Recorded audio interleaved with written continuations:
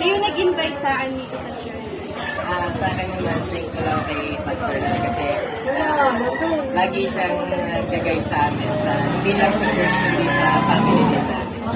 Thankful kami kay Pastor Noel dahil mahaba ang patient niya. Super grateful kami kay Pastor kasi lagi siyang nandyan sa amin. Every time na kailangan namin ng prayers. To pray with family. Simula ng 2008 hanggang ngayon. Sa Laguna para siya yung aking tatay kasi Christ-like si Pastor nung kumilos, pati sa loob niya, kalooban niya, ganun siya. Hindi siya nag-judge ng tao, kung ang tao man ay ganito, ganun, wala. Sa kanya lang hinahayaan niya na ikaw ang magbawa sa sarili mo. Ginamit siya ni Lord para matagpuan kami, para maging membro kami ng ating church na to, at maramdaman namin yung tunay na blessing na nangyayari kay Lord. And para kay Pastor, thank you Lord. Thank you kay Pastor.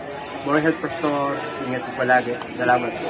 Ako po'y lubos na nagpapasalamat sa iyong kabutihan dahil patuloy kang ginagamit ng ating Panginoon upang kami ay patnubayan, itama, iayos ang aming mga sistema, palakasin ang aming pananampalataya. Ay palaging nag-share ng Word of God, palagi niyang tinutulungan ang mga tao para mas maging malapit at makilala ang Lord Jesus.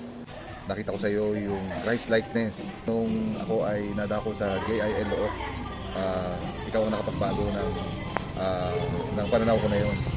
Siyempre, higit sa pagbabago na ginawa sa akin ng ating Panginoon, nakita ko sa buhay mo yung humility, nakita ko sa buhay mo yung leadership, nakita ko sa buhay mo yung true dedication sa ating Panginoon. Ay mabait tapos kahit makulit ang children, pinagkaano niya pa rin, pinagtitulpian niya na para hindi siya magalit sa amin, sa children. Papasalamat po ako sa mga tinuturo niya sa salita ng Lord at i-apply ko rin po sa aking buhay at aking pamilya.